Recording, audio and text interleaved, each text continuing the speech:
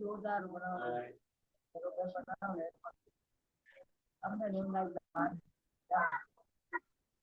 बड़े घरों घरी तो बनावड़ो है जब बनावड़ो है नहीं। हाँ निकट काट से उड़ाने तो अलग ही रहेगा नहीं बता आपका मधु है मधु बना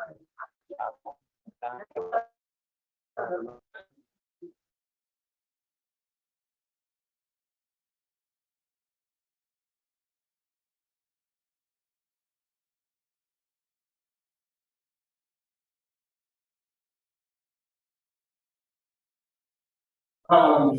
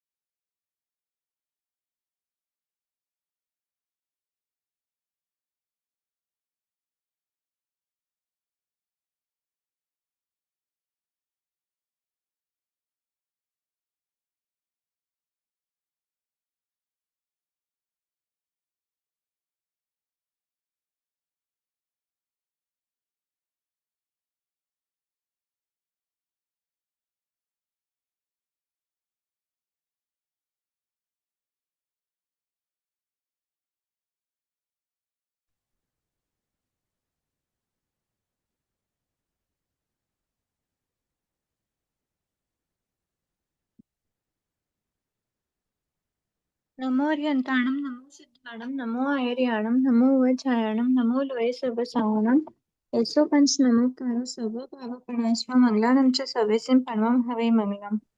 अहो आचार्य भगवान, अहो उपाध्याय भगवान, आप श्री जी ज्ञान के महासागर हैं। आप हमें अप्रत्यक्ष अनुज्ञा पूर्वक आशीर्वाद प्रदान करें जिससे हम इस अपूर्व ज्ञान को ग्रहण धारण एवं वितरण करने में समर्थ बने। आप श्री जी की महती कृपा होगी। सभी से सादर जय जिनेन्द्र।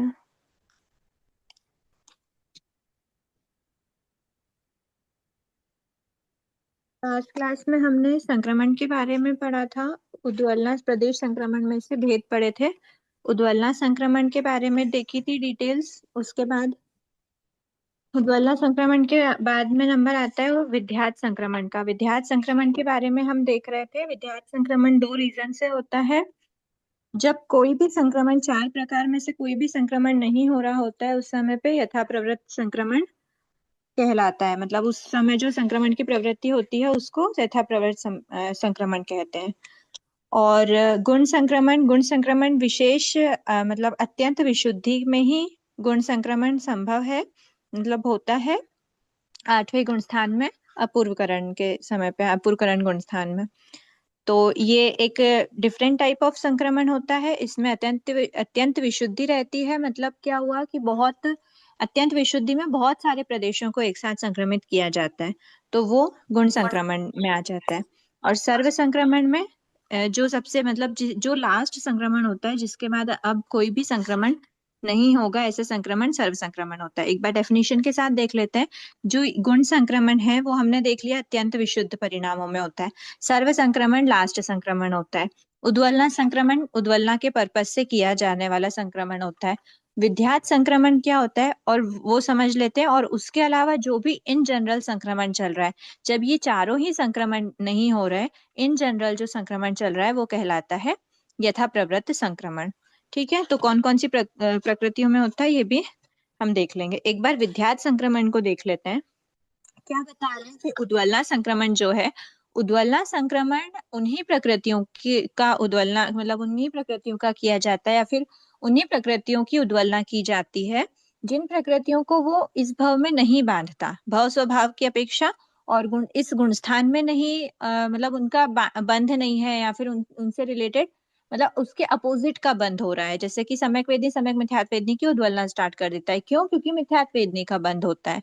तो इस अपेक्षा से गुणों से पतित होने पर और भव स्वभाव से, दो रीजन से जो उद्वलना होती है, ये उद्वलना दोनों कंडीशन में वो प्रकृति बंद नहीं होती। जिसका संक्रमण हो रहा है वो अबध्यमान प्रकृति होती है। फिर गुण संक्रमण में हमने देखा है कि गुण संक्रमण में भी जो प्रकृति रहती है वो ये अशुभ कर्म प्रकृति को बध्यमान कर्म प्रकृति में असंख्य गुणाकार रूप से स्थापित करना। सर्व संक्रमण की बात करें तो सर्व संक्रमण में ठीक है, ये भी जो अंतिम फली वाली बात होती है। यहाँ पर जब यथा प्रवृत्त विध्यात की बात करेंगे तो विध्यात में रीजन ही वही होता है। विध्यात संक्रमण क्यों किया जाता है? क्योंकि उन प्रकृति का बंध नहीं हो रहा। क्योंकि उन प्रकृति का बंध नहीं करता है तो उनका संक्रमण कहलाता है विध्यात संक्रमण। और उनका बंध नहीं कर रहा, उसके क्या रीजन है तो विध्यात कहलाएगा? तो उसके दो रीजन है। पहला रीजन होता है गुणों के कारण से गुण प्रत्यय, और दूसरा रीजन होता है भव प्रत्यय। तो गुण प्रत्यय का क्या अर्थ है कि गुणों के रीजन से वो उसका बंध नहीं कर रहा है, क्योंकि उसके गुण ऊपर चले गए, ज्ञान दर्शन चारित्र के गुण की अभिवृद्धि हुई या गुण स्थान आरोहण हुआ, तो उस कंडीशन में, गुण स्थान आरोहण के कंडीशन में, उस प्रकृति का बंध विच्छेद हो चुकने के कारण से वो अब उसका बंध नहीं करेगा। और भव प्रत्यय मतलब वो भव स्वभाव से ही उसका बंध नहीं करेगा। ये भव प्रत्यय मतलब भव स्वभाव से उसका बंध नहीं करेगा, कोई भी गुण स्थान में हो वो जीव भव स्वभाव से होने के कारण से बंध नहीं करेगा। तो अब जो ऐसे दो रीजंस आ जाते हैं, तो ऐसी प्रकृतियां जिनका बंध नहीं हो रहा बिकॉज बंध विच्छेद हो चुका है पहले के गुण स्थानों में, या फिर भव स्वभाव से बंध नहीं हो रहा है, तो ऐसी प्रकृतियां जो बंध नहीं हो रहा मतलब क्या है? अबध्यमान। अबध्यमान प्रकृतियों में, अबध्यमान प्रकृति का क्या होगा? उसका जो संक्रमण होता है वो कहलाता है विध्यात संक्रमण। ठीक है, ऐसी प्रकृतियों का जो संक्रमण होता है वो विध्यात संक्रमण कहलाता है। अबध्यमान प्रकृति है, अबध्यमान क्यों है? बंध क्यों नहीं हो रहा? क्योंकि एक तो रीजन हो सकता है कि बंध विच्छेद हो चुका है, दूसरा रीजन हो सकता है कि भव स्वभाव से ही वो उसका बंध नहीं करते। तो इस वजह से वो अबध्यमान होने के कारण से जो संक्रमण कहला रहा है वो विध्यात संक्रमण कहलाएगा। ठीक है, अब ये इसमें एग्जाम्पल ऐसा लेते हैं कि जैसे कि कोई प्रकृति है, नरक गति है, नरक गति का बंध विच्छेद कहाँ हो गया? तो नरक गति का बंध विच्छेद तो सिर्फ फर्स्ट गुण स्थान तक ही बनती है, तो फर्स्ट गुण स्थान में उसका बंध विच्छेद हो गया। अब ऊपर के गुण स्थानों में जब जीव जा रहा है तो नरक गति का बंध नहीं कर रहा है, ऐसी कंडीशन में वो अबध्यमान हो गई। और दूसरा है कि अगर कोई नैरेक जीव है, वो भव स्वभाव से वैकृ द्विक का बंध नहीं करता, तो वैकृ द्विक का बंध भव स्वभाव से नहीं कर रहा, तो फिर उसका बंध नहीं करने से वो अबध्यमान हो गई। तो इस समय पे मतलब ऐसी ऐसी कंडीशन में जो संक्रमण हो रहा है उस प्रकृति का, वो कहलाता है विध्यात संक्रमण। ठीक है, बस इतना ही समझने का है। अब इसी के साथ में अगर दूसरी बात समझना है कि यथा प्रवृत्त कब होगा? तो बताया कि ऐसी कंडीशन जिसमें उस प्रकृति का बंध भी हो रहा है, बध्यमान भी हो सकती है वो, या फिर बंध नहीं भी हो रहा हो, अबध्यमान भी हो सकती है। अब देखो, अबध्यमान बध्यमान प्रकृति क्या होगी? बध्यमान प्रकृति ध्रुव बंधिनी भी हो सकती है, अध्रुव बंधिनी भी हो सकती है, बराबर। जो अबध्यमान प्रकृति होगी वो कभी भी ध्रुव बंधिनी हो ही नहीं सकती, वो सिर्फ अध्रुव बंधिनी प्रकृति हो सकती है। क्यों? क्योंकि वो अबध्यमान मतलब किसी समय पे उसका बंध रुक रहा है, ऐसी प्रकृति ही तो अध्रुव बंधिनी होती। अगर कभी उसका बंध रुक ही नहीं रहा है, बंध विच्छेद तक, यहाँ पे जो बंध रुकने की बात हुई है वो किसकी हुई है? बंध विच्छेद के कारण से बंध रुक गया है, बंध विच्छेद के ऊपर की प्रकृति। तो हो सकता है कि ध्रुव बंधिनी प्रकृति में भी विद्यात संक्रमण हो रहा हो, पर ध्रुव बंधिनी प्रकृति में विद्यात संक्रमण कब हो रहा होगा? वो अबध्यमान है, किस रीजन से? बंध विच्छेद होने के रीजन से, या फिर भाव स्वभाव के रीजन से। भाव स्वभाव के रीजन से होगा तो वो ध्रुव बंधिनी प्रकृति नहीं होगी, पहली बात तो, क्योंकि वो ध्रुव बंधिनी का अर्थ ही यह होता है कि किसी भी भाव में जीव जाए उसका अनादिकाल से बंद होता आ रहा है, ठीक है। तो ये बात हुई। अब यथा प्रवृत्त में बोला है कि बध्यमान अबध्यमान कोई भी प्रकृति हो, उसका संक्रमण जो किया जा रहा है अन्य प्रकृति, अन्य बध्यमान प्रकृति में, वो कहलाता है यथा प्रवृत्त। अब सबसे पहली बात, अबध्यमान के लिए हमने क्या क्या देखा? अबध्यमान में क्या हो सकता है? कोई भी अबध्यमान एक प्रकृति मान लेते हैं, कोई भी अबध्यमान प्रकृति है जिसमें क्या संक्रमण हो रहा है, तो उसमें संक्रमण की क्या क्या पॉसिबिलिटी है?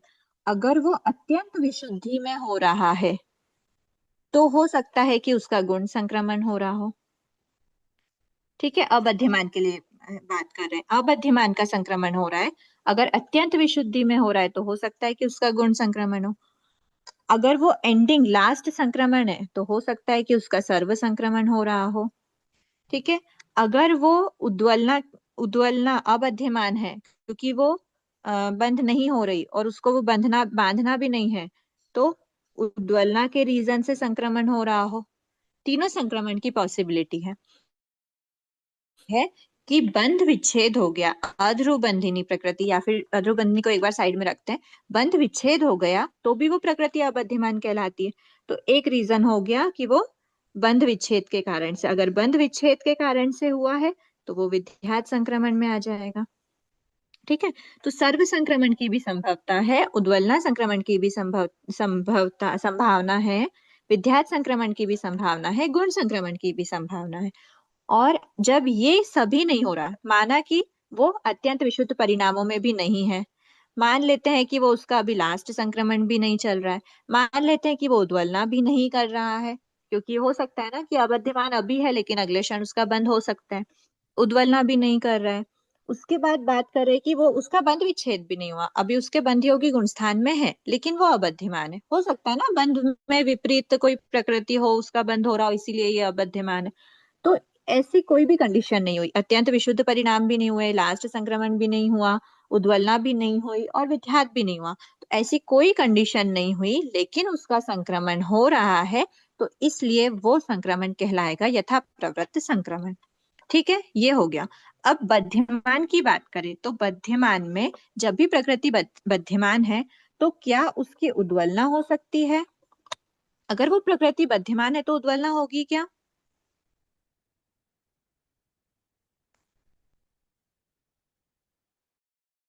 होता है,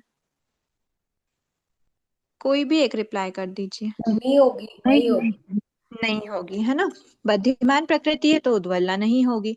अब बध्यमान प्रकृति है तो उसका गुण संक्रमण, वैसे मतलब एक बार के लिए ठीक है छोड़ देते हैं कि बहुत अत्यंत विशुद्ध परिणाम नहीं है, तो बध्यमान प्रकृति भी हो अगर, तो गुण संक्रमण एक डाउट आ रहा है, गुण संक्रमण में बध्यमान लेना कि नहीं लेना? बध्यमान अबध्यमान कुछ भी हो सकता है, या फिर अबध्यमान अशुभ होता है। एक बार किसी के पास में अगर 12 से 23 वाली बुक सामने हो तो एक बार देख के बताइए ना। क्या उसमें जो चीज? आठवें आठवें गुण स्थान में जो नीचे दिया हुआ है टिप्पणी में गुण संक्रमण की डेफिनेशन, वहां पर अबध्यमान मेंशन है क्या? मेरा ऐसा ध्यान आ रहा है कि वहां पे अबध्यमान लिखा है, हमारी इस बुक में अबध्यमान नहीं लिखा है, यहाँ पे सिर्फ अशुभ कर्म प्रकृति लिखा हुआ है। ठीक है, आप लोग एक बार देख के रखिए जब तक हम ये उसमें क्लियर हो जाता है तो ठीक है।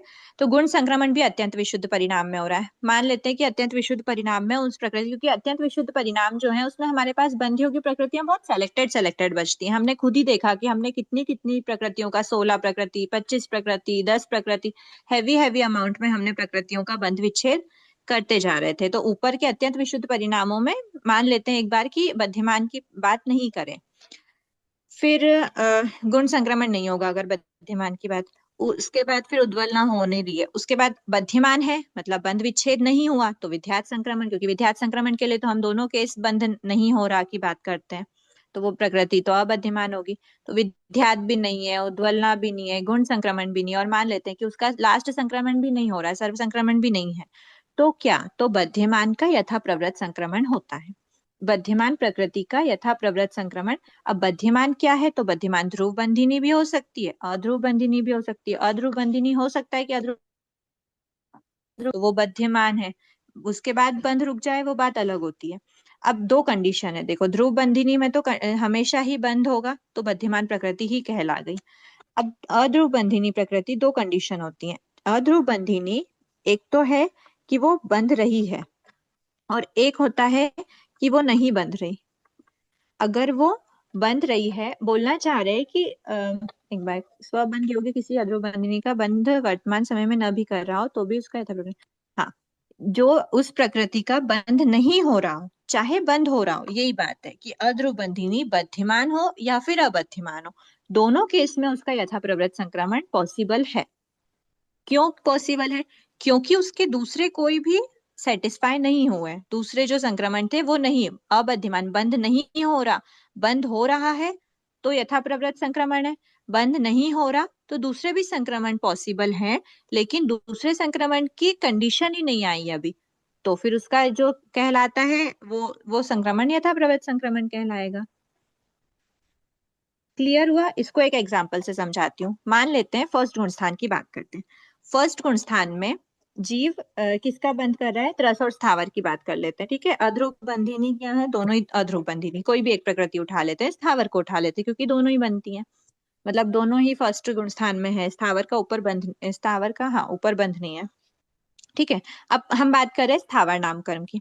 स्थावर नामकर्म अध्रुव बंधिनी प्रकृति है, ठीक है। क्या वो 8th गुण स्थान में बनती है, नहीं बनती, ठीक है। तो 8th गुण स्थान की अभी हम बात नहीं करें, मतलब फर्स्ट गुण स्थान में स्थावर का बंध हो रहा है, ऐसी कंडीशन हमारे पास है, तो गुण संक्रमण तो हो ही नहीं रहा होगा क्योंकि अत्यंत विशुद्ध परिणाम नहीं है। सर्व संक्रमण हो नहीं रहा होगा क्योंकि फर्स्ट गुण स्थान में रहते हुए तो लास्ट संक्रमण हो नहीं सकता। उद्वलना संक्रमण हो रहा है क्या, तो क्योंकि स्थावर जीव है, स्थावर जीव ही उद्वलना करता है, हमने देखा मिथ्या दृष्टि एकेंद्रीय जीव करते हैं, तो उसके तो खुद ही उसका बंध हो रहा है, उदय हो रहा है, तो वो तो उद्वलना करेगा नहीं स्थावर नाम कर्म की, उद्वलना संक्रमण भी नहीं हो रहा। उसके बाद बंध विच्छेद भी नहीं किया है कि फर्स्ट गुण स्थान में है उसका बंध हो रहा है, तो चारों ही कंडीशन नहीं हो रही स्थावर नाम कर्म के लिए एप्लीकेबल। तो वो प्रकृति क्या है, और वो प्रकृति के लिए ये चारों कंडीशन नहीं हो रही, तो मतलब यथा प्रवृत्त है। अब यथा प्रवृत्त संक्रमण में हो सकता है कि वो प्रकृति का बंध हो रहा हो तो वो इस कंडीशन में आ जाएगी, हो सकता है कि उसका बंध नहीं हो रहा हो, उस त्रस का बंध हो रहा हो।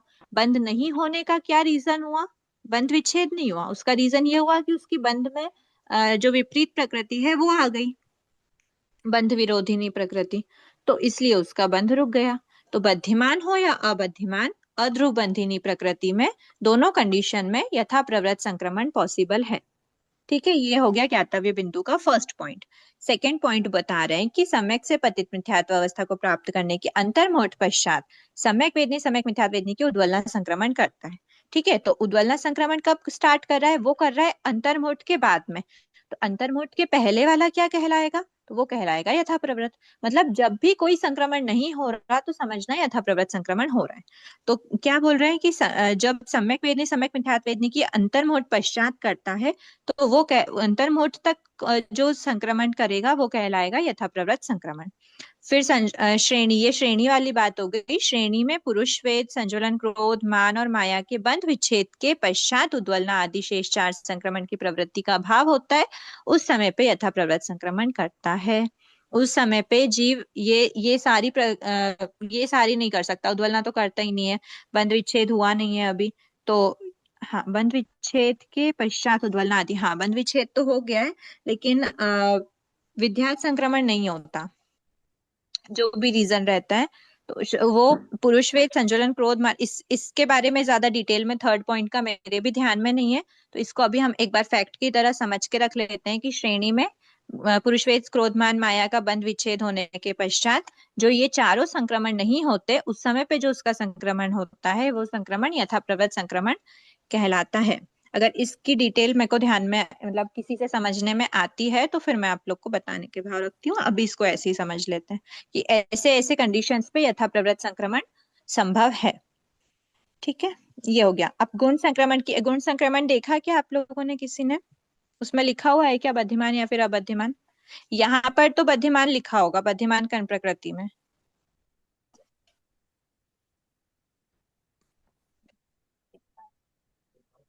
बद्यमान प्रकृति का ही होता है। गुण संक्रमण बद्यमान प्रकृति का ही होता है।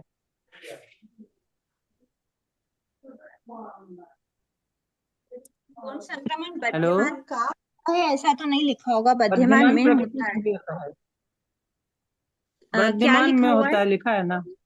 बद्धिमान में नहीं गुण देखना है, संक्रमण बद्यमान में होता है। में होता है की बात नहीं करी मैं, यहाँ पे पूछ रही हूँ कि जो प्रकृति का संक्रमण हो रहा है किस में हो रहा है, तो वो तो कोई भी गुण संक्रमण हो या कोई भी संक्रमण, कोई भी संक्रमण के लिए बद्धिमान में ही होता है। जो हमारा ये पहले ही रूल हमने देख लिया था कि बद्धिमान में ही होना आवश्यक है, अबद्धिमान या बद्धिमान कोई भी प्रकृति। तो ये पूछना चाह रही हूँ कि ये अबद्धिमान बद्धिमान है क्या? ठीक है, देखते हैं एक बार इसको। मेरे तो अबद्धिमान ही ध्यान में आ रहा है, देखते हैं जैसा भी होगा। ठीक है, तो इसमें स्पेसिफिक कुछ बताया नहीं है, तो अभी इसको इतना ही रख लेते हैं। आठवें गुणस्थान में जीव असातवेदी, ये तो गुणस्थान स्वरूप में भी होना चाहिए ना नीचे। हाँ, एक मिनट रुकिए।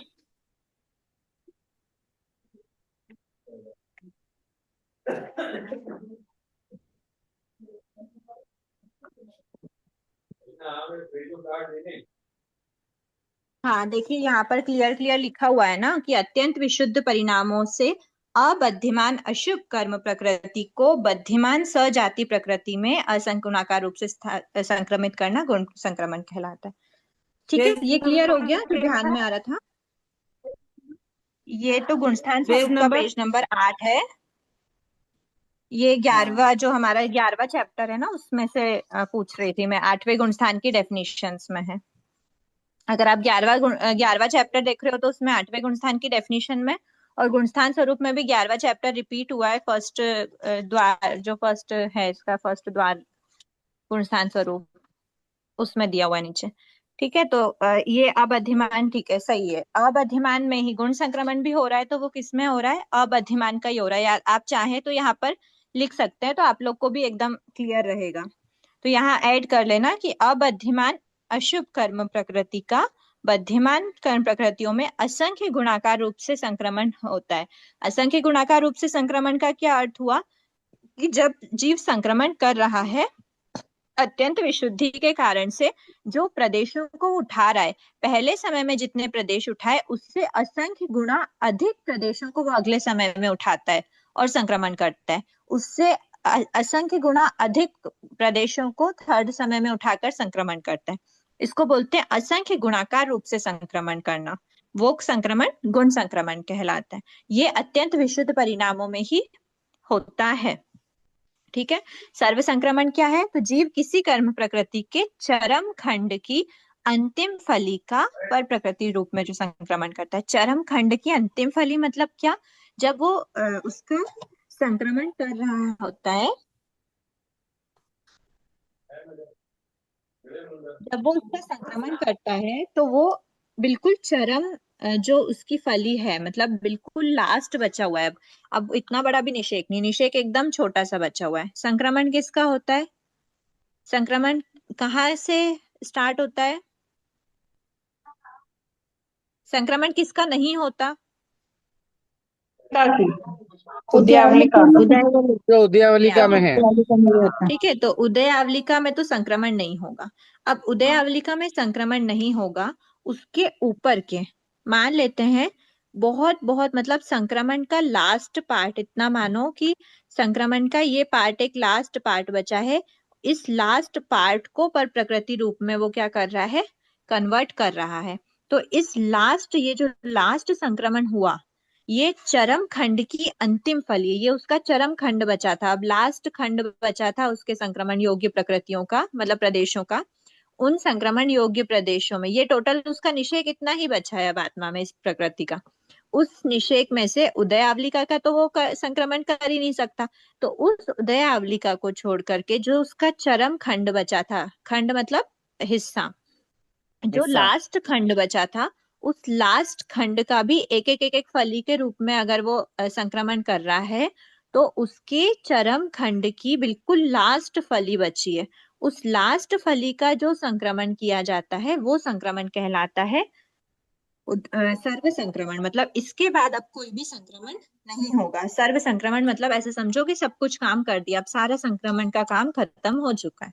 तो किसी कर्म प्रकृति के चरम खंड की अंतिम फली का पर प्रकृति रूप में जो संक्रमण होता है वो सर्व संक्रमण। जीव उदयावलिका का संक्रमण नहीं करता, उदयावलिका में कोई भी करण नहीं, सकल करण की अयोग्य होती है। चरम खंड की अंतिम फलिका पर प्रकृति में संक्रमण के समय यदि नवीन बद्ध कर्म प्रदेश होते हैं तो उनका संक्रमण नहीं करता। क्या बोलना चाह रहे हैं कि इसमें ये जो संक्रमण हम कर रहे हैं ये हमारा निषेक है ना, ये जो निषेक है, इस निषेक में ये उदय आवलिका है हमारी, और उदय के समय पे मान लेते हैं कोई प्रकृति ऐसी है जिसका उदय भी है और उस समय पे उसका बंध भी हो रहा है, तो हमने जो सर्व संक्रमण में इस अंतिम फली में से जो प्रदेशों का संक्रमण किया है, इन प्रदेशों में का जो संक्रमण किया है, उन प्रदेशों में मान लेते हैं कि इस समय पे उदय समय के कारण से इस अंतिम फली में और भी नए क्या हुए, प्रदेशों का बंद हुआ, मतलब प्रदेश बंद किए गए इस स्थिति वाले, जो हमारी अंतिम फली जो है उसमें जो जो भी स्थिति शेष है उसके मतलब उस स्थिति वाले प्रदेशों का बंद किया, तो ऑफ कोर्स वो इसी निषेक में आके ऐड होंगे। तो इसमें जो नए प्रदेश आए हैं उन नए प्रदेशों को जीव संक्रमण नहीं करेगा। तो फिर क्या होगा, तो जब आगे आगे बढ़ के जीव इस समय पे आएगा तो वो जनरल, जैसे ये उदय आवलिका की बात की है तो ये जनरल उदय में आके निकल रहे हैं, तो वैसे ही वो भी उदय में आके निकल जाएंगे। लास्ट में नहीं होता, मतलब लास्ट का जो नवीन बद्ध है, लास्ट में जो नवीन बद्ध लास्ट संक्रमण के समय पे जो नवीन बद्ध प्रदेश है उनका संक्रमण नहीं होता। नहीं। ठीक है, ये हो गया सर्व संक्रमण। अब स्तिबुक संक्रमण क्या है, तो ये जो अभी हमने बंध रिलेटेड प्रकृतियां पढ़ी, अब बंध रिलेटेड प्रकृतियों का अब कोई रिलेशन नहीं है, मतलब बंध से अब कोई रिलेशन नहीं है जब हम स्तिबुक संक्रमण की बात करते हैं। तो स्तिबुक संक्रमण क्यों किया जाता है, तो स्तिबुक संक्रमण उन्हीं प्रकृतियों का किया जाता है जो प्रकृति अनुदयमान है। ठीक है, अनुदयमान है मतलब हमको क्या करना है, उसको सत्ता से खाली तो करना है, पर सत्ता से खाली करने या फिर उदय में लाने के लिए क्या होता है, प्रकृति के प्रदेशों को आत्मा से बाहर करना होता है। वही कहलाता है कि उदय हो गया। उदय हो गया मतलब उस समय के जो प्रदेश थे वो सत्ता से खाली हो गए, तो ये प्रदेश पूरे एक साथ उदय हो जाते हैं, आत्मा से बाहर हो जाते हैं, मतलब आत्मा में उनकी सत्ता नहीं बचती।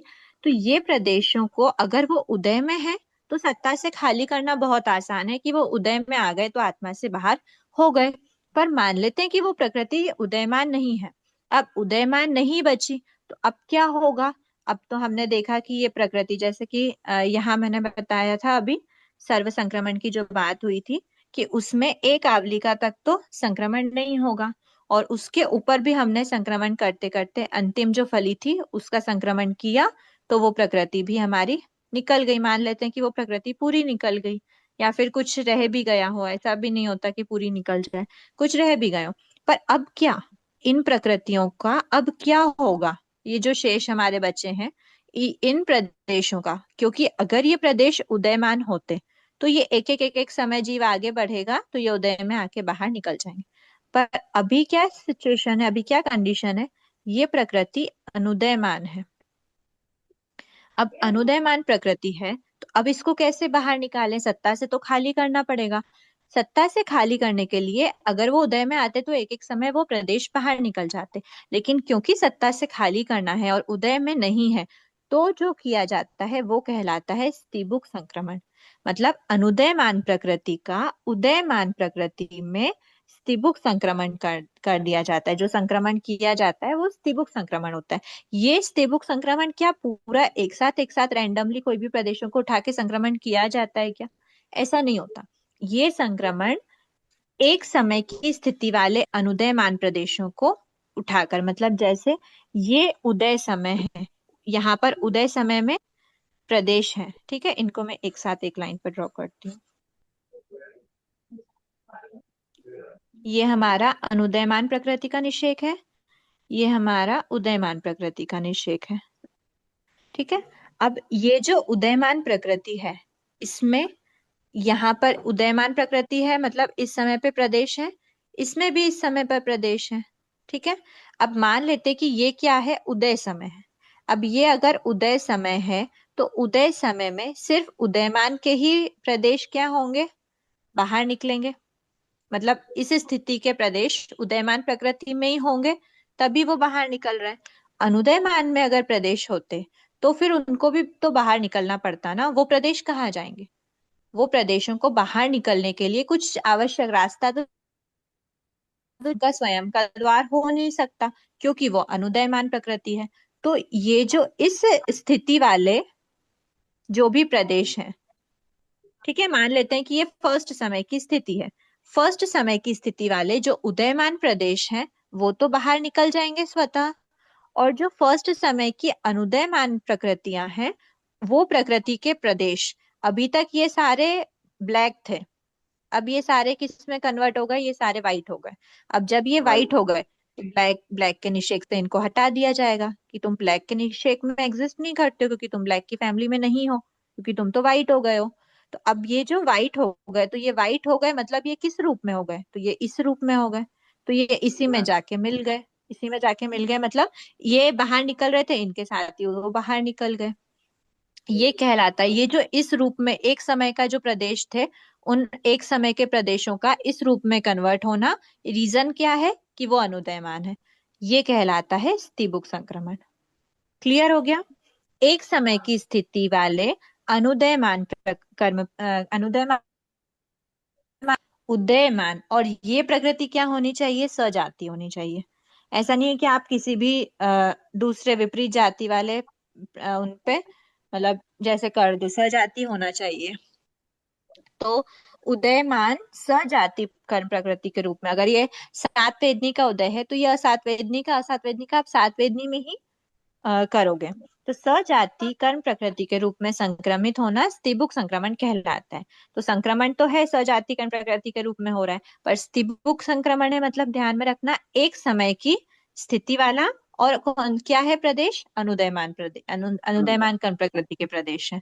किस में कन्वर्ट हो रहा है, उदयमान कर्म प्रकृति के प्रदेशों में, ठीक है। प्रदेशों में तो क्या कन्वर्ट हो रहा है, उस रूप में कन्वर्ट हो रहे हैं, दूसरी प्रकृति के रूप में। क्लियर हो गया स्तीबुक संक्रमण?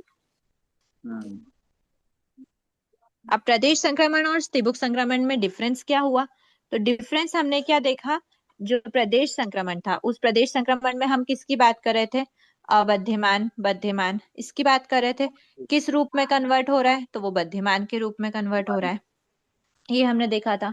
तो जो जो प्रदेश संक्रमण है, प्रदेश संक्रमण में बध्यमान प्रकृति, और बध्यमान हो या अबध्यमान हो, या फिर उदयमान हो या अनुदयमान हो, वो प्रकृति कुछ भी हो, लेना देना नहीं है। यहाँ पर बध्यमान होना आवश्यक है। यहाँ पर भी उदय हो रहा है कि नहीं हो रहा है, अनुदय में है, कोई आवश्यक वाली बात नहीं है। हमको मेन बात क्या है, बध्यमान अबध्यमान से है, तो ये प्रकृति कंपलसरी बध्यमान होनी चाहिए, ये बोलता है प्रदेश संक्रमण की डिमांड है। अब प्रदेश संक्रमण की तो ये डिमांड है कि जिस रूप में संक्रमित हो रही है, परिवर्तित हो रही है, वो प्रकृति बध्यमान होनी चाहिए। लेकिन स्तीबुक संक्रमण इसका बंध नहीं मांगता, वो क्या मांगता है कि वो उदयमान होनी चाहिए। ये बोल रहा है कि बध्यमान होनी चाहिए, ये बोल रहा है कि उदयमान होनी चाहिए। ठीक है, तो अब ये बोल रहा है कि बद्धिमान होना, ये बोल रहा है उदयमान होना। तो बद्धिमान के समय पे उदय हो चाहे अनुदय हो, दोनों चलेगा। बद्धिमान होनी चाहिए चाहे वो उदयमान हो या अनुदयमान हो। ठीक है, लेकिन स्त्रीबुक संक्रमण में उदयमान होनी चाहिए चाहे वो बद्धिमान हो चाहे वो अबद्धिमान हो। उदयमान होना कंपलसरी है इसको। ठीक है, तो ये हमारे थर्ड और फोर्थ पॉइंट में बोला है कि यहाँ बोल रहे हैं बद्धिमान के रूप में ही संक्रमित हो, यहाँ बोल रहे हैं कि उदयमान के रूप में ही संक्रमित होते हैं। अब अगर ये बद्धिमान है तो ये बद्धिमान अबद्धिमान कुछ भी चलेगा, पर ये उदयमान होना चाहिए, ये उदयमान अनुदयमान कुछ भी चलेगा। समझ आया? बद्धिमान होना कंपलसरी है, उदयमान अनुदयमान कुछ भी चलेगा। यहाँ पे उदयमान होना कंपलसरी है, बद्धिमान अबद्धिमान कुछ भी चलेगा।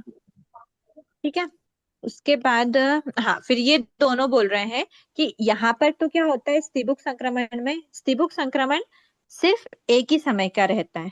ठीक है, एक ही समय की स्थिति वाले प्रदेशों का स्त्रीबुक संक्रमण होता है। तो ये एक ही समय कौन सा होता है? क्या ऊपर का कोई भी समय हो सकता है? तो नहीं, ये जो संक्रमण होता है वो उदय समय वाला ही होता है। उदय समय किसके अंदर आता है? उदयावलिका के अंदर ही आएगा। तो उदयावलिका प्रविष्ट एक समय की, मतलब उदय समय की स्थिति वाला। उदयावलिका प्रविष्ट मतलब उदय आवलिका में प्रवेश किए हुए। जैसे जैसे हम ऊपर बढ़ते जाते हैं वैसे वैसे वो प्रदेश हमारी उदय आवलिका में, मतलब उदय समय से लेके एक आवलिका तक के काल में प्रवेश करते जाते हैं। तो प्रविष्ट, उदय आवलिका प्रविष्ट मतलब उदय आवलिका में प्रवेश किए हुए एक समय की स्थिति। यहाँ पे फर्स्ट समय की स्थिति है, उन एक समय की स्थिति वाले कर्म प्रदेश का स्त्रीबुक संक्रमण होता है।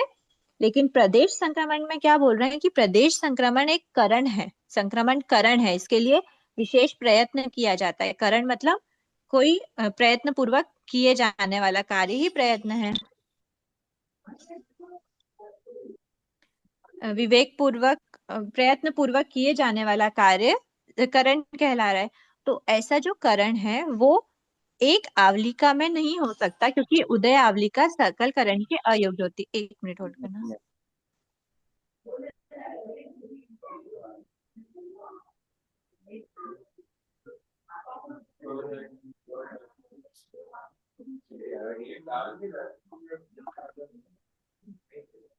ठीक है, ये हुआ हाँ, तो प्रदेश संक्रमण जो है वो प्रयत्न पूर्वक किया जाता है, और करण है मतलब उदय आवलिका सकल करण के अयोग्य होने से एक आवलिका तक के काल में प्रदेश संक्रमण नहीं होता। उसके ऊपर के मतलब उदय आवलिका बहिर्भूत प्रदेशों का प्रदेश संक्रमण होता है। और इसमें स्त्रीबुक संक्रमण में क्या होगा? उदय आवलिका प्रविष्ट एक समय की स्थिति वाले प्रदेशों का स्त्रीबुक संक्रमण होता है। फिर एक पॉइंट ये है कि संक्रमण करण योग के अभाव में नहीं होता, क्योंकि ये करण है, करण के लिए प्रयत्न पूर्वक करने के लिए योग की आवश्यकता होती है, वीर्य व्यापार की आवश्यकता होती है। तो योग के अभाव में प्रदेश संक्रमण नहीं करता 14वें गुण स्थान में। लेकिन योग के अभाव में भी, क्योंकि यहाँ पर कोई प्रयत्न करने की आवश्यकता नहीं है, ये स्वतः जो एक समय की स्थिति वाले होते हैं, अनुदयमान होते हैं, तो स्वतः वो उदयमान के रूप में कन्वर्ट हो जाते हैं। तो इसमें कोई प्रयत्न नहीं करना, इसीलिए ये योग के अभाव में 14वें गुण स्थान में भी होते हैं। ठीक है, इनफैक्ट 14वें गुण स्थान में ही होते हैं अनुदयमान प्रकृति का, उदयमान में स्त्रीबुक संक्रमण। ठीक है, ये कंप्लीट हो गया है अध्याय से प्राप्त शिक्षा। कर्म प्रदेश भी बदल दे अपना कुल परिवार, फिर जग के रिश्तों में क्यों जीव करे एतबार। समझ ही आ गया होगा इसका अर्थ तो। कर्म प्रदेश भी अपना परिवार बदल लेते हैं, फिर हमारा क्या। ठीक है, ये यहाँ तक कंप्लीट हो गया है। अभी एक बार सत्ता स्टार्ट कर लेते हैं, इसके पहले संक्रमण रिलेटेड कोई डाउट हो तो एक बार ले लेते मैडम प्रश्न के आंसर, जो प्रश्न भेजे थे ना आपने, हैं। हाँ हाँ हाँ हाँ, मैं भेजती हूँ आज पक्का, प्रॉमिस। ठीक है, और प्रश्न के आंसर के साथ साथ में दूसरे भी प्रश्न लगभग तैयार हो गए थे, एक दो रह गए थे, तो फिर मैंने सोचा था कि साथ में भेजती हूँ, पर फिर वो रह ही गया। भेजती हूँ मैं, दूसरे क्वेश्चंस भी रेडी हैं, साथ में इसके आंसर्स भी भेजती हूँ। ठीक है, अभी सत्ता स्वामित्व कर लें thank you start. Thank you. हाँ दीदी। ठीक है, सत्ता, सत्ता मतलब क्या? अस्तित्व। तो आत्मा के साथ कर्मों का लगे रहना, आत्मा के एग्जिस्टेंस में है, अगर वो आत्मा के भीतर में प्रेजेंट है, उनका एग्जिस्टेंस है, तो वो कहलाता है कि आत्मा में उन कर्म प्रकृतियों की सत्ता है। आत्मा के साथ कर्मों का लगे रहना सत्ता कहलाता है। इसमें तीन द्वार हैं, जैसे हमने बंध और उदय के समय पे पढ़े थे। बंध और उदय की प्रकृतियां थोड़ी सी टफ पड़ी थी, सत्ता में बहुत इजी हो जाता है, क्योंकि एक साथ बल्क में एक थोड़े थोड़े डिस्टेंस पे इसकी सत्ता को हटा दिया जाता है। बहुत ज्यादा इसमें नहीं देखना पड़ता कि पहले में, दूसरे में, तीसरे में। इसमें एक साथ ही प्रकृतियों को सत्ता से रहित किया जाता है। एक साथ मतलब कि बहुत एक छोटे छोटे ड्यूरेशन के बाद में, जैसे 9th गुण स्थान है, 12th गुण स्थान है, 13th गुण स्थान है, 14th गुण स्थान है, ऐसे। तो ये देखते हैं एक बार। 10th भी रह गया ना, 9th में जाता है फिर 10th में जाता है। ठीक है, तो ये हुआ। अभी एक बार हाँ, ये तो वही है कि अनंतानुबंधी की सत्ता से रहित हो जाने पर 24 कर्म की सत्ता, 24 प्राकृतिक सत्ता कहलाता है। मिथ्यात्व वेदनी का सत्ता रहित हुई तो 23 प्राकृतिक, और सम्यक मिथ्यात्व वेदनी की सत्ता खत्म हुई तो 22 प्राकृतिक, और सम्यक वेदनी की सत्ता खत्म हुई तो 21 प्राकृतिक। ठीक है, फिर 28 की सत्ता वाला अगर मिथ्या दृष्टि है। अच्छा, यहाँ पर क्या बोल रहे हैं, मिथ्या दृष्टि की बात की है क्या? 4 से 7 गुणस्थानवर्ती शयोप शमिक सम्यक दृष्टि। शयोप शमिक सम्यक दृष्टि है, मतलब सम्यक वेदनी की उसकी सत्ता खत्म नहीं हुई है। ध्यान रखना, 4 से 7 गुणस्थानवर्ती शयोप शमिक के लिए बोला है। कोई कुछ पूछ रहे है क्या? 4 से 7 गुणस्थानवर्ती शयोप शमिक में क्या क्या पॉसिबिलिटी हो सकती है? 28 की सत्ता वाला देखो, ऐसे समझाती हूँ मैं। मोहिनी कर्ण की क्या क्या मतलब अवस्थाएं हो सकती है। पहला तो 26 प्राकृतिक हो सकता है, अनादिकाल से जो रहता है मिथ्या दृष्टि जीव। त्रिपुंज बनाएगा तो 28 प्राकृतिक हो जाएगा। ये कौन होगा? त्रिपुंज बनाने वाला जीव, ये तो मिथ्या दृष्टि है। ये जीव कौन होगा? 28 की सत्ता वाला जो त्रिपुंज बनाया है, जिसने अभी अभी सम्यक दृष्टि होगा। हाँ, ठीक है, सम्यक भी होता है, सम्यक मिथ्या दृष्टि भी होता है। अभी अभी अगर त्रिपुंज बनाया है तो प्रथमोपशम होगा ना, प्रथमोपशम के समय पे ही त्रिपुंज बनता है। उसके बाद फिर वो आगे बढ़ा 28 की सत्ता वाला, तो अब वो क्या हो सकता है? 28 की सत्ता फर्स्ट हम वाला समझते हैं। वो जीव मिथ्या दृष्टि भी हो सकता है, वो जीव सम्यक मिथ्या दृष्टि। दृष्टि भी हो सकता है, वो जीव सम्यक मिथ्या दृष्टि भी हो सकता है, और वो जीव सासाधन सम्यक दृष्टि भी हो सकता है, सेकंड गुण स्थान वाला भी हो सकता है। ठीक है, ये बात हो गई। अब इसके बाद फिर और ऐसे आगे बढ़ते बढ़ते, अगर उस जीव ने, ये तो क्या है, ये भी सम्यक दृष्टि, मतलब इस 28 की सत्ता वाली ये सम्यक दृष्टि है त्रिपुंज वाला, और ये अलग अलग अवस्था है। अब 24 की सत्ता वाला है, तो 24 की सत्ता कैसे खत्म हुई? उसके अनंतानुबंधी की सत्ता खत्म हुई। जब अनंतानुबंधी चतुष्क सत्ता में नहीं है, मतलब पहला दूसरा गुण स्थान तो हो ही नहीं सकता, क्योंकि पहले और दूसरे गुण स्थान में कंपलसरी उनका बंध, उसका बंध होता है, और उसके बंध के कारण से उसकी सत्ता क्रिएट हो जाती है। तो अनंतानुबंधी चतुष्क की सत्ता से रहित अगर है, ये माइनस अनंतानुबंधी है, अनंतानुबंधी की सत्ता से रहित है, तो वो जीव क्या होगा? वो जीव कंपलसरी सम्यक दृष्टि होगा। और वो जीव सम्यक दृष्टि कौन सा हो सकता है? वो 4 से 7 वाला क्षयोप शमिक हो सकता है। ठीक है, उसके अलावा 24 की सत्ता वाला जीव द्वितीयोपशम सम्यक्त्वी भी हो सकता है, जो ऊपर के गुण स्थानों में भी, श्रेणी में भी हो सकता है। ये 4 से 7 में तो हो ही सकता है, बाकी द्वितीयोपशम सम्यक्त्वी भी हो सकता है। 24 की सत्ता वाला है, इसलिए शायिक सम्यक्त्वी नहीं बोलेंगे। शायिक सम्यक्त्वी 21 की सत्ता वाला होता है, माना उसके 4 नहीं होती, पर 24 की सत्ता वाला नहीं होता। 24 की सत्ता वाला द्वितीयोपशम सम्यक्त्वी हो सकते हैं। फिर इसके बाद एक प्रोसेस और आगे बढ़ाते हैं, जब हम क्या बोल देंगे, मिथ्यात्व की क्या कर दिया? माइनस कर दिया, सत्ता से हटा दिया। मिथ्यात्व को सत्ता से कौन सा जीव हटाता है? जो सम्यक शायिक मिथ्या सम्यक शाही प्रोसेस, शायिक की प्रोसेस में है, शायिक सम्यक तो प्राप्ति की प्रोसेस में। ठीक, सत्ता से खाली करता है। उसके बाद वो जीव, ये शायिक सम्यक की प्रोसेस वाला सम्यक दृष्टि क्या होगा? क्षयोपशमिक। प्रथमोपशम वगैरह द्वितीयोपशम वगैरह नहीं करते, ये प्रोसेस क्षयोपशमिक सम्यक दृष्टि ही करता है। तो क्षयोपशमिक सम्यक दृष्टि जीव है कौन? शायिक सम्यक प्राप्ति की प्रोसेस वाला। 23 के बाद अनुश्री जी जब वापस समझिए, ये 24 से वापस समझिए। ये बता रहे हैं कि 24 मौलिक वाली। सत्ता के क्या क्या एग्जिस्टेंस हो सकते हैं, कौन कौन सी सत्ता वाला जीव एग्जिस्ट कर सकता है। तो सबसे पहले अनादि हम्म। मिथ्या जो होगा वो अनादि मिथ्या दृष्टि के 26 की सत्ता है। एक एग्जांपल लिया, सादी मिथ्या दृष्टि भी हो ही सकता है। एक बार ले लेते हैं अनादि मिथ्या दृष्टि 26 की सत्ता वाला। अब उसने अभी अभी त्रिपुंज करा, अब त्रिपुंज करा तो वो जीव कौन होगा? तो वो जीव होगा सम्यक दृष्टि। सम्यक दृष्टि जीव है क्योंकि वो प्रथमोपशन सम्यक दृष्टि होगा तभी वो त्रिपुंज करेगा। फिर और आगे बढ़ते हैं कि प्रथमोपशम से आगे बढ़ते हैं तो 28 की सत्ता वाले और कौन कौन हो सकते हैं? मिथ्या दृष्टि जीव भी हो सकता है, सम्यक दृष्टि जीव भी हो सकता है, सम्यक मिथ्या दृष्टि के भी 28 की सत्ता हो सकती है, सासदन सम्यक्त्वी के भी 28 की सत्ता हो सकती है, सासदन सम्यक्त्वी के 24 की भी सत्ता हो सकती है। क्योंकि वो अगर मान लेते हैं सासदन सम्यक्त्वी की 24 की सत्ता नहीं, 24 की सत्ता वाला आता है या आते से उसके 28 हो जाती है। हाँ ठीक है, तो 24 की सत्ता वाला कौन होगा? द्वितीयोपशम सम्यक्त्वी हो सकता है या फिर सम्यक दृष्टि जीव भी हो सकता है। ऐसा सम्यक दृष्टि जीव जिसने क्या कर दिया? अनंतानुबंधी की विसंयोजना कर दी। अगर विसंयोजना करी है, अनंतानुबंधी का विसंयोजक जीव है, क्षयोपशमिक हो सकता है वो, क्षयोपशमिक सम्यक दृष्टि 4 से 7 गुण स्थान वाला, कोई दिक्कत नहीं है। जनरल बस उसने अनंतानुबंधी की विसंयोजना करी।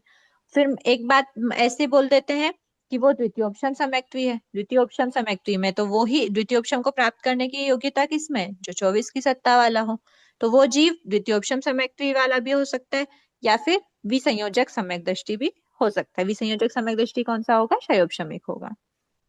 ठीक है, फिर बात करी कि अगर उसने मतलब अब 24 के बाद और क्या पॉसिबिलिटी है मिथ्यात्व की सत्ता वाली? तो 23 की सत्ता वाला जीव भी एग्जिस्ट करता है। कौन सा जीव होगा? ऐसा जीव जिसने मिथ्या दृष्टि मिथ्यात्वेदनी का सत्ता से रहित कर दिया। तो मिथ्यात्वेदनी को सत्ता से रहित करा A4 की सत्ता के बाद। तो ये प्रोसेस किस में होती है? तो ये प्रोसेस होती है शायिक सम्यक की प्राप्ति में। कौन सा जीव करता है? वो जीव करता है क्षयोपशमिक सम्यक दृष्टि। क्षयोपशमिक सम्यक दृष्टि जीव शायिक सम्यक की प्राप्ति की प्रोसेस में जब अनंतानुबंधी की सत्ता के बाद में सत्ता मतलब अनंतानुबंधी की सत्ता से रहित वाला जीव जब मिथ्यात्वेदनी को सत्ता से खाली कर देता है तो वो 23 प्रकृतिक बन जाता है। फिर वो जीव सम्यक मिथ्यात्वेदनी को सत्ता से खाली करने पर 22 प्रकृतिक हो जाता है। 22 प्रकृतिक जीव भी क्या होगा? सेम जीव होगा, शायिक सम्यक की प्राप्ति प्रोसेस करने वाला क्षयोपशमिक सम्यक दृष्टि जीव। फिर क्या होता है? फिर वो जीव सम्यक वेदनी की भी सत्ता हटा देता है। सम्यक वेदनी की सत्ता हटाने से वो जीव 21 की सत्ता वाला बन जाता है। 21 की सत्ता वाला जीव क्या होगा? वो क्षयोपशमिक नहीं होगा, नो लॉन्गर द क्षयोपशमिक। वो क्या है? तो वो क्या हो सकता है? तो वो जीव होगा शायिक सम्यक्त्वी। ठीक है, कंपलसरी। अब वो क्षयोपशमिक नहीं कहलाएगा, वो जीव शायिक सम्यक्त्वी कहलाएगा। यहाँ पर आपको इसीलिए उसकी सत्ता नहीं हटाई क्योंकि यहाँ पर 4 से 7 क्षयोपशमिक की बात की गई है।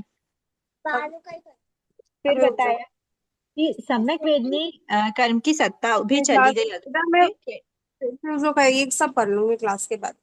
प्लीज म्यूट कीजिए ना। ठीक है, ये 21 की सत्ता वाला शायिक सम्यक्त्वी हो गया कि ऐसी सत्ता वाला भी एग्जिस्ट कर सकता है। और क्या क्या चांसेस है? और ऐसी भी चांसेस हैं कि वो जीव अभी शायिक सम्यक्त्वी तो एकदम आगे की बात हो गई, वो उस जीव ने अभी मिथ्यात्व वेदनी में मतलब मिथ्या दृष्टि गुण स्थान में रहे पीएबी काल व्यतीत कर दिया हो। पीएबी काल व्यतीत करने पे सबसे पहले किसकी सत्ता हटाता है वो? मोहनी कर्म की अपेक्षा सम्यक वेदनी की। तो 28 की सत्ता, 28 की सत्ता वाला 26 की सत्ता वाला हटाएगा क्या? उद्वलना करेगा क्या? 26 की सत्ता है, अगर 26 कर्म की सत्ता है, मोहनी कर्म की 26 प्राकृतिक सत्ता वाला है, तो वो जीव उद्वलना करता है क्या? नहीं करेगा। करता है वालों का कोई रीजन है क्या? या वो भी नहीं करता पे स्विच हो गए? करता है, 28 वाला आएगा तभी करेगा ना मिथ्यात्व एक केंद्रीय सम्यक जीव वेदनी की की अपेक्षा उद्वेलना। करता है ना। केंद्रीय जीव की अपेक्षा कैसे है? उद्वलना करने की प्रोसेस की बात की गई है। उद्वलना तो उसी प्रकृति की होगी ना जिसकी सत्ता हो। 26 की 28 सत्ता सत्ता तो होगी समय तभी उद्वेलना करेगा ना वो। हाँ, 26 की सत्ता वाले जीव के पास सम्यक वेदनी सम्यक मिथ्यात्व वेदनी की सत्ता ही नहीं है, तो फिर वो उद्वलना करेगा क्या? तो 26 की सत्ता वाला तो उद्वलना करता नहीं है। मिथ्या दृष्टि जीव 28 की सत्ता वाला है। ऐसा 28 की सत्ता वाला मिथ्या दृष्टि जीव अगर पल का संकेतम भाग काल तक रहे तो वो सम्यक वेदनी की सबसे पहले उद्वलना करता है। जब सम्यक वेदनी की उद्वलना कर देता है तो वो कितना बन जाता है? 27 की सत्ता वाला। अब 27 की सत्ता वाला जीव ने सम्यक मिथ्यात्व वेदनी और पल का असंख्यतम भाग काल तक रहा मिथ्या दृष्टि अवस्था में, सम्यक मिथ्यात्व वेदनी की भी सत्ता खाली कर दी। अब वो क्या बना? अब वो बन गया 26 प्राकृतिक सत्ता वाला।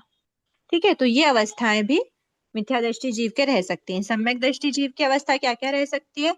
तो बताया सम्यक दृष्टि जीव की अवस्था 28 की सत्ता वाली, 24 की सत्ता वाली, 23 की सत्ता वाली, 22 की सत्ता वाली, ये तो शायोपशमिक रह सकती है। 21 की सत्ता वाली शायिक रह सकती है।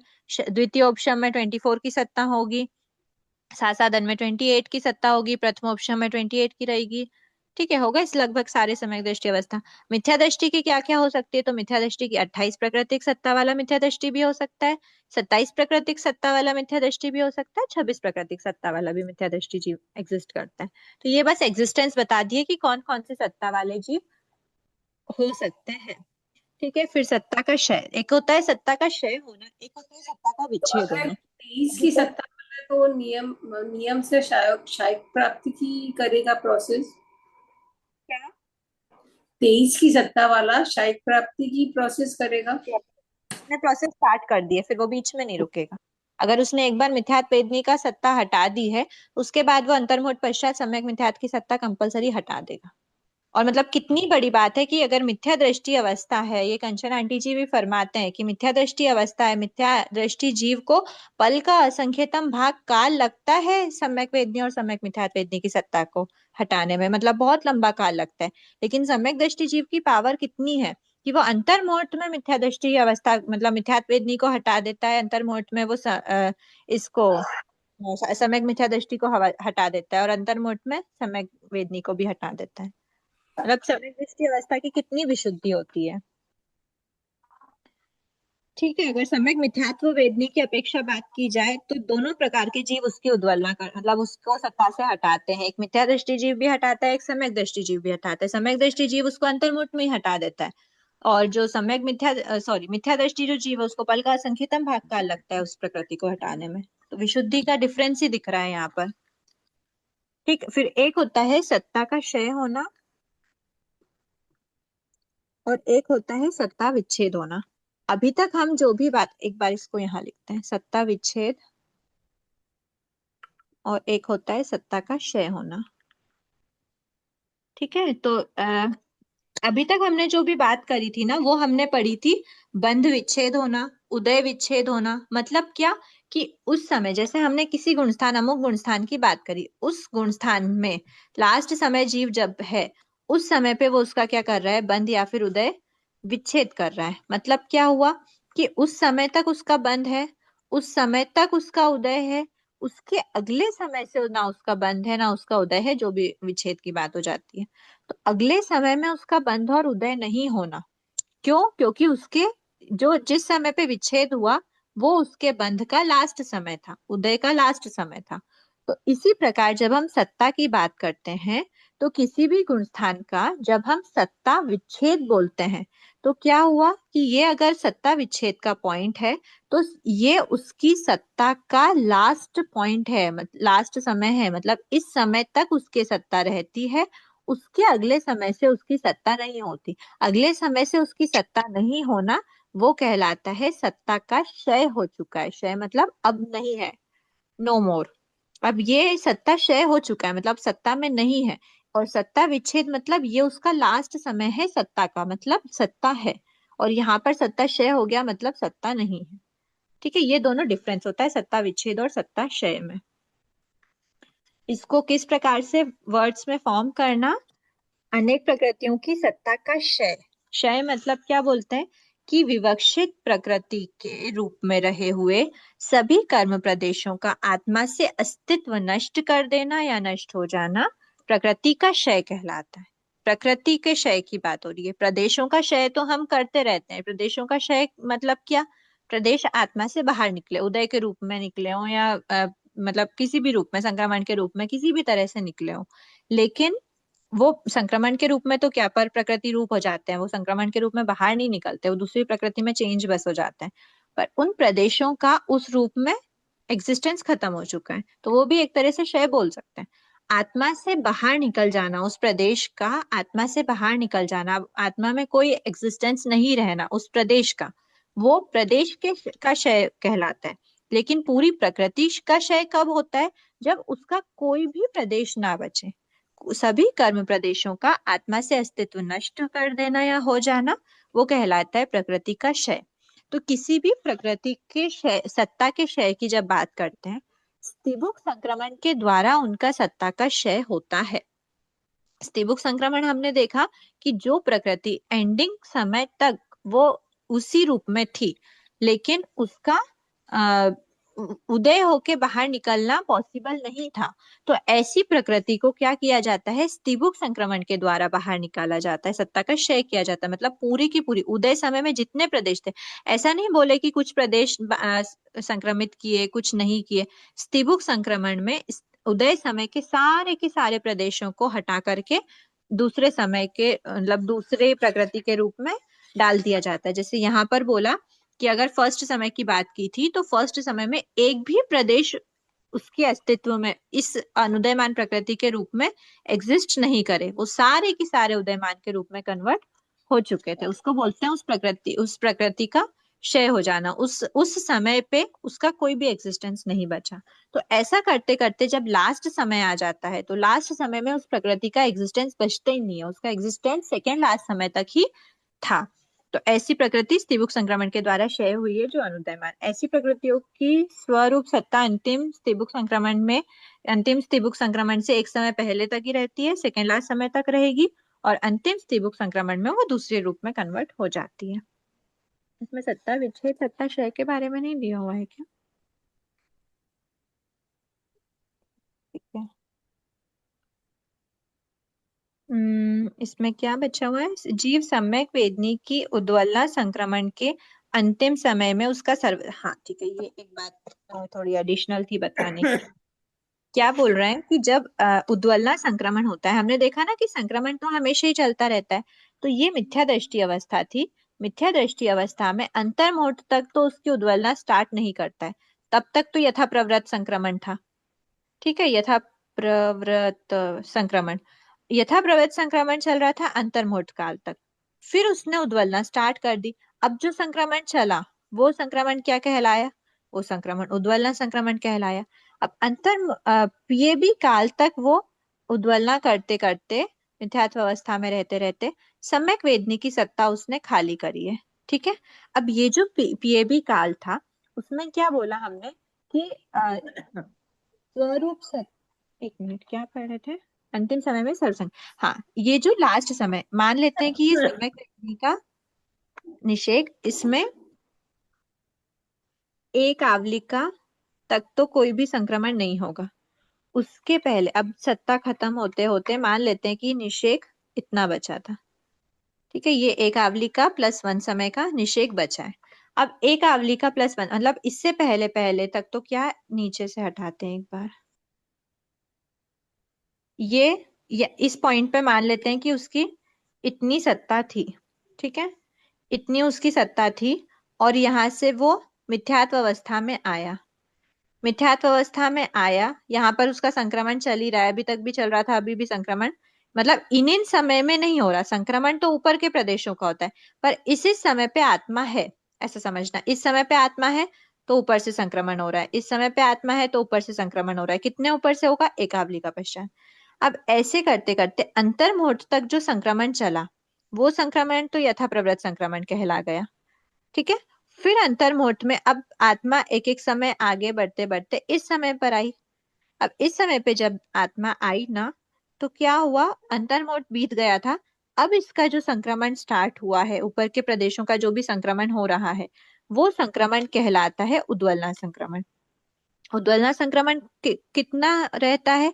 एक आवलिका के ऊपर का, मतलब कोई भी संक्रमण हो एक आवलिका के ऊपर का रहता है। तो ऐसे करते करते एक आवलिका, फिर एक आवलिका, फिर एक आवलिका, ऐसे ऐसे ना, जैसे जैसे हम एक एक समय आगे बढ़ते गए, अब हमारी एक आवलिका ये बची। ठीक है, अब इतना हमारा निषेध बचा है आत्मा में, और एक आवलिका हमारी इतनी बची, प्लस एक समय और बचा है। ठीक है, अब ये एक आवलिका प्लस एक समय का हमारे निषेध बचा है, और इसमें अभी तक यहाँ तक इस समय पे जब जीव आया उसके पहले तक जो भी ये सारे समय थे उसमें जो संक्रमण चल रहा था वो संक्रमण कहलाता है उद्वलना संक्रमण। लेकिन अब इस समय पर जब जीव आया, जब उसकी सत्ता में कितना रह गई है, एक आवलिका शेष है। ठीक है, तो इस एक आवलिका के शेष में उद्वलना संक्रमण के अंतिम समय में सर्व संक्रमण है, उस समय पे उसकी सत्तागत स्थिति एक आवलिका शेष है। अवशिष्ट सत्तागत एक आवलिका प्रमाण स्थिति मिथ्यात्व वेदनी में संक्रमण के द्वारा क्षय होती।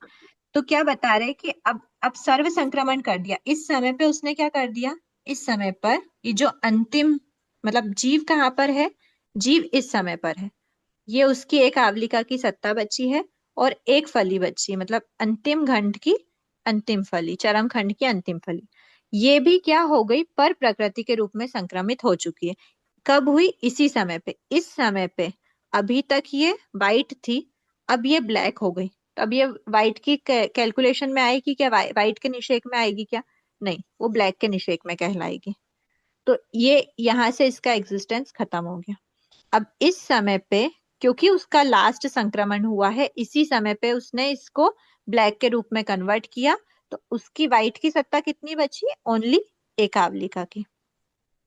तो लास्ट समय पर जो संक्रमण उद्वलना होते होते, उद्वलना संक्रमण का जो लास्ट संक्रमण लास्ट समय पे जो हुआ, अंतिम समय में सर्व संक्रमण हुआ, और उस समय पे उसकी स्थिति कितनी बची, सर्व संक्रमण होने से, ये लास्ट वाला तो पर प्रकृति रूप होने से अब उसकी सत्ता सिर्फ एक आवलिका की बची। अब ये जो एक आवलिका की सत्ता है, ये एक आवलिका की सत्ता अब क्या होगा, अब इसमें तो कोई करण लग नहीं सकता, संक्रमण हो नहीं सकता, तो क्या होगा, ये है सम्यक वेदनी की सत्ता, बराबर। सम्यक वेदनी का उदय है नहीं इस समय पे, क्योंकि उद्वलना कर रहा है, मिथ्या दृष्टि अवस्था है। तो सम्यक वेदनी का उदय नहीं होने से अब क्या होगा, अब इसका एक एक समय पे क्या होगा, इस समय पे ये जो भी इसके वाइट थे वो सभी ब्लैक हो जाएंगे। तो अब वो इस सत्ता वाइट की खत्म हो गई, एक समय कम हो गई, सब ब्लैक हो गए। फिर उसके अगले समय में जो प्रदेश थे वो सभी ब्लैक हो जाएंगे, उसकी भी सत्ता खत्म हो जाएगी। फिर अगले समय वाले जो प्रदेश थे उसकी भी, वो सभी ब्लैक हो गए, उसकी भी सत्ता खत्म हो गई। लास्ट में क्या हुआ, इसकी तो बच गई थी सत्ता और इसकी सत्ता टोटली खत्म हो गई, कि वो सभी ब्लैक हो गए थे, तो इसकी सत्ता खत्म हो गई, मतलब इसकी उद्वलना हो गई और मिथ्यात्व वेदनी सत्ता में रह गया। ठीक है, ये इसमें बताना चाह रहे हैं। सम्यक मिथ्यात्व वेदनी के विषय में भी उपयुक्त वर्णन यथायोग्य रूप से समझना चाहिए।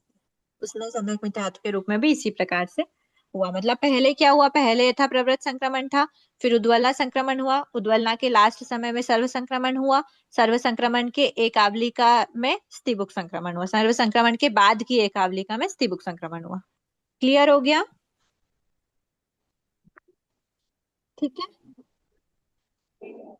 प्रकृतियां जो है, वो प्रकृतियों के मोटे मोटे रूप में हमने देखा था कि सबसे पहले अनंतानुबंधी चतुष्क की जो सत्ता होती है, श्रेणी आरोहण नहीं कर सकते, तो उसकी सत्ता 1 से 7 तक ही रहती है।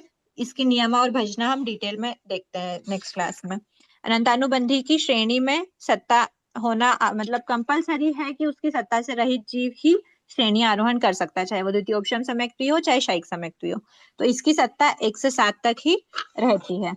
उसके बाद फिर नरक आयु तिर्यंच आयु की सत्ता वाला जीव भी क्या नहीं कर सकता, श्रेणी आरोहण नहीं कर सकता। मनुष्य आयु उसकी करंट रहनी चाहिए, और देवायु बद्ध हो तो भी हो सकता है, और बद्ध देवायु नहीं हो तो भी चल सकता है, लेकिन नरक आयु तिर्यंच आयु तो होनी नहीं चाहिए श्रेणी आरोहण में। तो इसकी सत्ता भी 1 से 7 तक ही रह पाती है।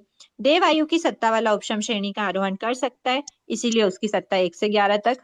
देवायु की सत्ता वाला, हाँ, बद्ध देवायु है तो 1 से 11 तक उसकी सत्ता हो सकती है। फिर सम्यक वेदनी की सत्ता भी 1 से 11 तक होगी, किसमें, द्वितीयोपशम सम्यक्त्वी जीव में, क्योंकि वो औपशमिक सम्यक्त्वी मतलब द्वितीयोपशम सम्यक्त है, उपशम श्रेणी चढ़ रहा है द्वितीयोपशम सम्यक्त्व से, और उसके पास अनंतानुबंधी चतुष्क की सत्ता तो नहीं है, लेकिन दर्शन त्रिक की सत्ता है जिसका उपशम किया हुआ है, पर सत्ता में है।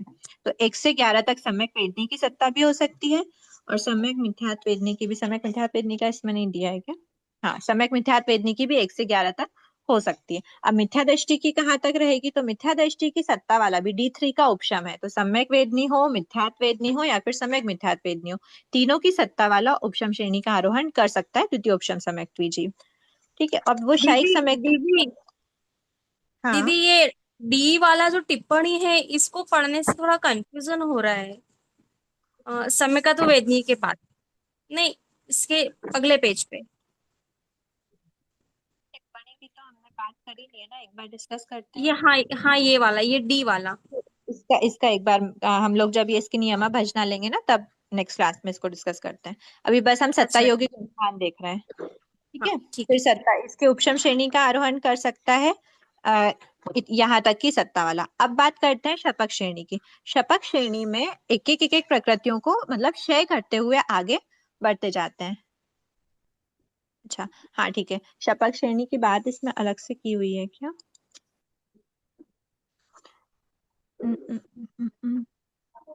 हाँ, ये शपक श्रेणी दिया हुआ है ना इसमें।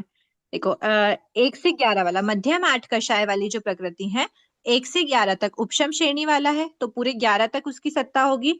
शपक श्रेणी वाला है तो 9वें गुण स्थान में सत्ता क्षय से पूर्व तक उसकी सत्ता। क्षय से पूर्व क्यों बोला है? सत्ता विच्छेद का पॉइंट है। सत्ता क्षय से पूर्व मतलब सत्ता विच्छेद का पॉइंट है। सत्ता विच्छेद के समय तक उसकी सत्ता रहती है, फिर उसका क्षय हो जाता है। तो क्षय होने से पूर्व तक उसकी सत्ता होगी शपक श्रेणी वालों में। फिर 16 प्रकृति सबसे पहले इसका क्षय होता है, उसके बाद फिर 16 प्रकृति का क्षय होता है। उपशम श्रेणी वाला है तो क्षय नहीं करेगा, शपक श्रेणी वाला है तो 9वें गुण स्थान में सत्ता क्षय से पूर्व तक। उसके बाद फिर 9 कषाय का क्षय होता है। 9 कषाय में सबसे पहले किसका क्षय होता है? तो सबसे पहले उपशमक श्रेणी की बात हो रही थी। अब शपक श्रेणी में, शपक श्रेणी में सबसे पहले नपुंसक वेद का क्षय करेगा, उसके बाद फिर वो स्त्री वेद का, फिर हास्य षटक का, फिर पुरुष वेद का। ये हो गई 9 कषाय। ठीक है, और अगर वो क्षय नहीं कर रहा है तो 1 से 11 तक उसकी सत्ता है। फिर बात करते हैं 9th गुण स्थान में, और आगे पुरुष वेद के बाद में किसका क्षय होता है? तो क्रोध का, फिर मान का, फिर माया का। ये हो गया। उसके बाद फिर 10th गुण स्थान के एंडिंग में लोभ का क्षय होता है। तो अगर वो उपशमक श्रेणी वाला है तो 1 से 11 तक रहेगा। शपक श्रेणी वाला है, शपक श्रेणी में 10वें गुण स्थान के अंतिम समय में उसका सत्ता विच्छेद होता है। ठीक है, फिर निद्रा द्विक, निद्रा द्विक की बात करेंगे तो निद्रा द्विक 12वें गुण स्थान के द्विचरम समय तक उसकी सत्ता रहती है। क्यों? क्योंकि 1 से 11 वाले तो उपशम श्रेणीवर्ती जीव में उदय भी संभव है। हमने देखा ही था 1 से 11 में सत्ता भी हो सकती है, उदय भी हो ही सकता है। फिर 12वें गुण स्थान में अगर शपक श्रेणी वाला है तो 12वें गुण स्थान के द्विचरम समय तक रहती है, क्योंकि वो अनुदयमान प्रकृति है। अनुदयमान प्रकृति का स्त्रीभुक संक्रमण से जाएगा, इसीलिए उसकी सत्ता सेकेंड लास्ट समय तक है। और लास्ट समय तक किसकी है? तो लास्ट समय ज्ञानावर्णी 5, दर्शनावर्णी 4, अंतराय 5। ये 1 से 12 लास्ट समय तक की है। उसके बाद फिर बताया है कि 14वें गुण स्थान के द्विचरम समय तक किस किस की होगी। तो द्विचरम समय तक जो भी प्रकृतियां अनुदयमान है, अनुदयमान है लेकिन सत्ता में अभी है, तो उन प्रकृति की द्विचरम समय तक होगी। देव द्विक, वैकरी, चतुष्क, मनुष्यानुपूर्वी, ये 7 प्रकृति की अलग से बात की है। उसके बाद फिर ये 61 प्रकृति की अलग से बात की है, वो सिर्फ नियमा भजना के कारण से उनको अलग अलग बताया। बाकी 7 + 61 + 4 ये प्रकृतियों की द्विचरम समय तक सत्ता रहती है। किसके? 14वें गुण स्थान के द्विचरम, क्योंकि ये अनुदयमान प्रकृति सत्ता में तो है पर अनुदयमान प्रकृति है, तो द्विचरम समय तक होगी। क्यों? क्योंकि स्त्रीभिक संक्रमण से जा रहा है। फिर तीर्थंकर नाम कर्म उदयमान है। अब उदयमान की 14 के लास्ट समय तक इसकी सत्ता वाला 1, 2, 3 मतलब 2 और 3 में तो जाता ही नहीं है, और तीर्थंकर की सत्ता वाला फर्स्ट में जा सकता है सिर्फ मिथ्या दृष्टि अवस्था के टाइम पे, मतलब वो जो मिथ्या दृष्टि के कारण से नरक का इश्क का बंध किया हुआ था तो मिथ्या दृष्टि में जाना है वगैरह वगैरह, तो पहले में सत्ता हो सकती है। बाकी 2 और 3 में तो उसकी सत्ता वाला जाता ही नहीं है, इसीलिए 4 से 14 एंडिंग समय तक। 7 वेदनी और 7 वेदनी दोनों 4 से मतलब 1 से 14, 14 के एंडिंग समय तक सत्ता हो सकती है। मनुष्य आयु उदयमान है, तीर्थंकर वाला पहले में कैसे जा सकता है? तीर्थंकर वाला वो हम डिस्कस करते हैं। पहले हम डिस्कस कर चुके हैं, वो वापस से थोड़ी डिटेल में बताना रहेगा तो वो बाद में डिस्कस करते हैं। फिर 7 वेदियां 7 वेदनी उदयमान हो सकती है 14 के लास्ट समय। मनुष्य आयु उदयमान 14 के लास्ट समय। मनुष्य गति उच्च गोत्र उदयमान 14 के लास्ट समय। पंचेंद्रिय, त्रस्त्रिक, सुभग, आदेय, यश, कीर्ति 14 के लास्ट समय, क्योंकि ये सभी उदयमान प्रकृतियां हैं। 13 प्रकृतियां 14 के लास्ट समय तक होती हैं, क्योंकि वो उदयमान प्रकृति होती है, उनकी सत्ता 14 के लास्ट समय तक हो सकती है। और फिर उसके अलावा जो 61 + 4 + 7। ये 72 प्रकृतियां अनुदयमान होती हैं, स्त्रीमुख संक्रमण के द्वारा इनका क्षय होता है, इसीलिए ये द्विचरम समय तक इनकी सत्ता रहती है। और उसके ऊपर हमने देख लिया। ठीक है, तो अभी आज इतना ही रखते हैं, बाकी फिर उसकी नियमा और भजना नेक्स्ट क्लास में देख लेंगे। उसी के साथ साथ में तीर्थंकर वाला पॉइंट भी क्लियर हो जाएगा और आपका जो वो डी वाला टिप्पणी थी वो भी क्लियर हो जाएगी। ठीक है, तो आज इतना ही रखते हैं, फिर नेक्स्ट क्लास में इसको वापस देखने के भाव है। अहो आचार्य भगवान, अहो उपाध्याय भगवान, आपकी कृपा से जो ज्ञान हमने सीखा है वह ज्ञान हमारे भीतर विनय की अभिवृद्धि करे, सहनशीलता का विकास करे, सरलता को बढ़ाए, हम निष्प्रिय बने, नासक्त बने, यत्नशील बने, पांचों इंद्रियों पर विजय प्राप्त करें और शीघ्र ही परम वितरागता को प्राप्त करें। हमसे हुई अविनय साधना के लिए क्षमा करें। आप सभी से भी क्षमा याचना।